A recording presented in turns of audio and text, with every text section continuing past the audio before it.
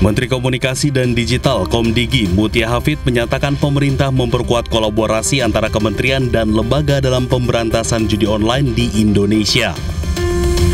Sejak 20 Oktober hingga 2 November 2025, Komdigi telah menutup lebih dari 2,4 juta konten dan situs yang terindikasi judi online, termasuk di berbagai platform seperti Meta, Google, X, Telegram, dan TikTok. Sebanyak 23.604 rekening telah dilaporkan ke PPATK untuk ditindaklanjuti sesuai dengan arahan Presiden yang menegaskan bahwa judi online merupakan kejahatan lintas negara. Per 20 Oktober 2024 sampai 2 November kami juga selain melakukan takedown situs, kami mengirimkan 23.604 rekening ke PPATK untuk kemudian segera ditangani karena kita memahami bukan hanya akses tapi juga rekening itu menjadi lehernya dari perilaku-perilaku kejahatan di internet terkhusus judi online. Karena itu tadi kami juga sepakat untuk melakukan kolaborasi lebih erat dengan OJK, dengan perbankan, dan langkah preventif harus ditindaklanjuti oleh langkah-langkah penegakan hukum. Karena itu kami juga akan berbicara untuk kolaborasi lebih erat lagi dengan penegak hukum.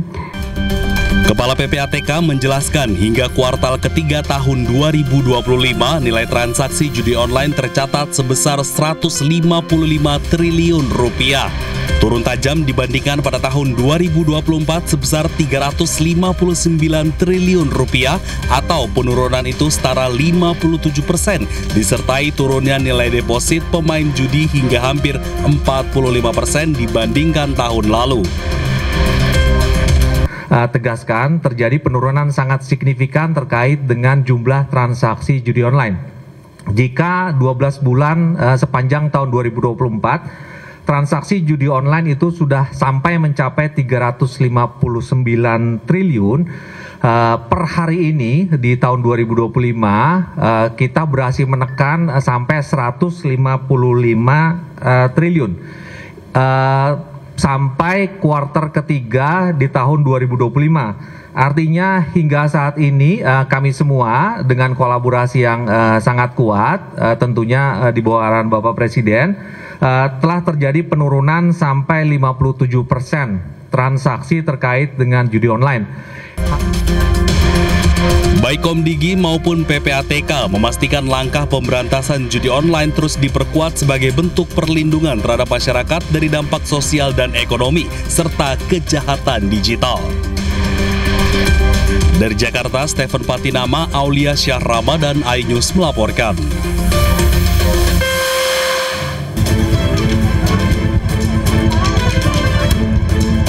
Kobaran api membesar dari salah satu rumah warga di Kelurahan Huta Siantar, Mandailing, Natal, Sumatera Utara. Akibatnya 2 rumah lain beserta 1 bangunan madrasah ikut dilalap si jago merah. Kebakaran ini terjadi saat seluruh pemilik rumah sedang beraktivitas di sawah. Kebakaran diduga akibat korsleting listrik dari salah satu rumah.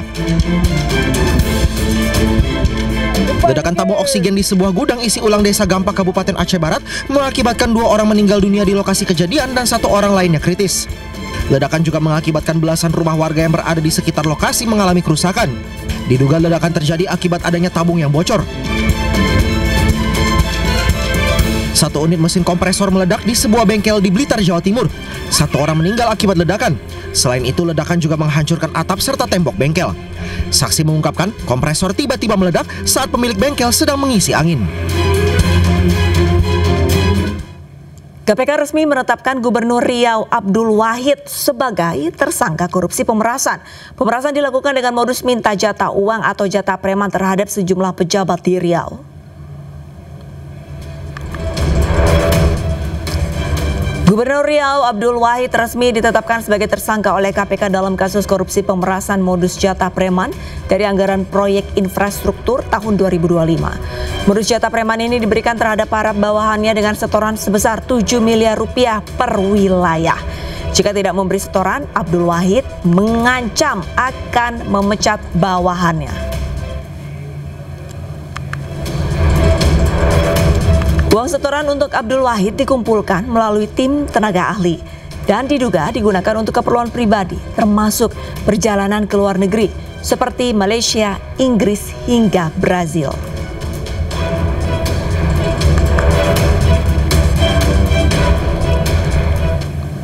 Korupsi yang dilakukan Gubernur Riau bukan kali ini saja terjadi. Total KPK telah menangkap 4 orang Gubernur Riau di periode yang berbeda atas kasus korupsi. Dan kita bersama sebab upaya atas. Untuk keempat kalinya, KPK menangkap Gubernur Riau atas kasus korupsi di provinsi penghasil minyak tersebut.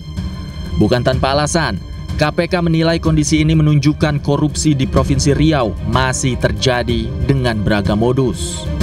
Mulai dari pemerasan, gratifikasi, hingga praktek suap yang pernah menjerat 4 Gubernur Riau di periode berbeda. Kami menyampaikan rasa keprihatinan. Tentunya keprihatinan kita bersama sebab upaya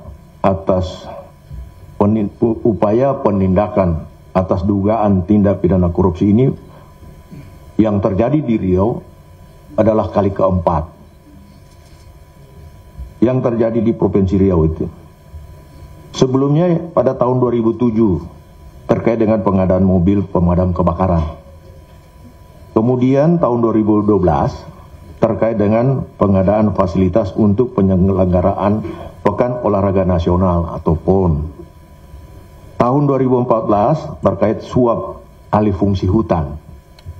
Dan sekarang terjadi lagi. Jejak korupsi di Provinsi Riau menjerat 4 orang gubernur di periode yang berbeda. Pertama adalah Saleh Jasid yang menjabat sebagai Gubernur Riau tahun 1998 hingga 2003. Saleh ditetapkan sebagai tersangka korupsi pengadaan mobil pemadam kebakaran dengan nilai 4,7 miliar rupiah. Ia kemudian divonis 4 tahun penjara pada tahun 2008. KPK juga pernah menangkap Rusli Zainal yang menjabat pada tahun 2003 hingga 2013. Rusli ditangkap lantaran korupsi proyek Pekan Olahraga Nasional dan Kehutanan. Ia divonis merugikan negara hingga 265 miliar rupiah dan divonis 14 tahun penjara. Gubernur Riau tahun 2014-2019, Anas Mamun, juga pernah diciduk KPK. Ia jadi tersangka korupsi alih fungsi lahan dengan nilai 3,5 miliar rupiah dan 166.100 US dollar. Pada kasus ini, Anas divonis 6 tahun penjara. Ironisnya, Anas kembali masuk penjara pada tahun 2022. Ia divonis 1 tahun penjara akibat menyuap anggota DPRD Riau dengan nilai 1 miliar rupiah. Terakhir, KPK menangkap Abdul Wahid, Gubernur Riau saat ini. Wahid diduga memeras anak buahnya dengan meminta jatah preman dari proyek PUPR. Abdul Wahid diduga telah menerima jatah 4 miliar rupiah dari total 7 miliar rupiah yang ia minta. Dalam kasus Abdul Wahid, Komisi Pemberantasan Korupsi menetapkan 3 tersangka sekaligus menahan para tersangka. Selain Abdul Wahid, KPK juga menahan 2 orang lainnya, yakni tenaga ahli Gubernur Riau Dani M. Nursalam, serta Kepala Dinas PUPR PKPP Provinsi Riau Muhammad Arif Setiawan. Tim Liputan iNews melaporkan. Presiden Prabowo Subianto menghadiri peresmian pabrik PT Lotte Chemical Indonesia di Cilegon, Banten. Menurut Prabowo, pendirian pabrik tersebut merupakan salah satu prestasi Presiden ke-7 Republik Indonesia, Joko Widodo. Presiden Republik Indonesia meresmikan pabrik Lotte Chemical Indonesia. Tekan. Presiden Prabowo Subianto menghadiri peresmian pabrik PT Lotte Chemical Indonesia di Kompleks Petrokimia di Cilegon, Banten.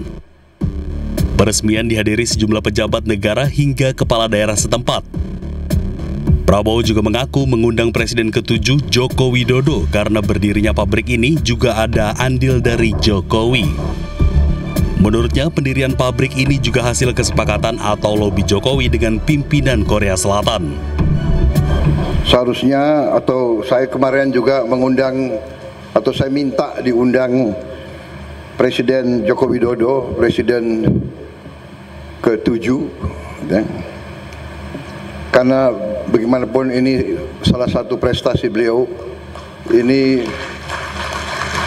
dimulai di zaman beliau, juga hasil kesepakatan, hasil lobby beliau dengan pimpinan Korea. Jadi sepantasnya beliau ke sini, ya. Hanya beliau minta maaf, beliau telepon saya, beliau belum bisa hadir. Proyek ini merupakan realisasi investasi besar Lotte Chemical di Indonesia yang mencapai 62 triliun rupiah untuk membangun kompleks petrokimia hilir berteknologi tinggi. Proyek ini merupakan salah satu investasi besar asal Korea Selatan dan menjadi simbol kuatnya hubungan antara Indonesia dan Korea Selatan.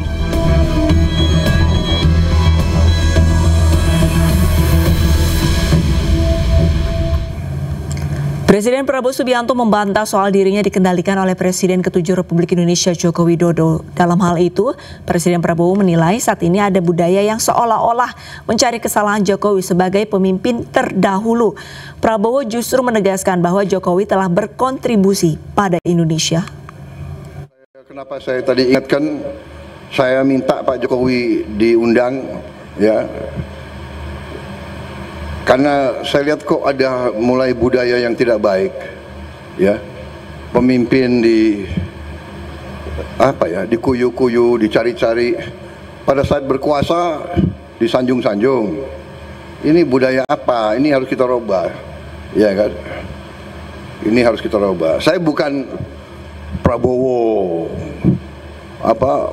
takut sama Jokowi. Prabowo masih dikendalikan oleh Pak Jokowi. Enggak ada itu. Pak Jokowi itu enggak pernah nitip apa-apa sama saya. Ya saya harus katakan yang sebenarnya, kan begitu. Pak Prabowo takut sama Pak Jokowi. Ya. Enggak ada itu. Untuk apa saya takut sama beliau? Oke, aku hopeng sama beliau kok takut. Iya kan? Sudahlah. Saudara-saudara, beliau memimpin 10 tahun, diakui dunia bagaimanapun. Inflasi di bawah beliau cukup bagus, pertumbuhan bagus, iya kan? Come on, harus kita yang bener lah, yang jujur lah, ya kan? Ngono yang ngono gitu. Kapolda Metro Jaya Irjen Pol Asep Edi Suheri memberikan apresiasi langsung kepada 6 siswa SDN 102 Cipayung, Jakarta Timur. Kapolda terkesan atas sikap jujur dan tanggung jawab ke-6 siswa SD yang telah menemukan ponsel dan surat izin mengemudi ke kantor polisi.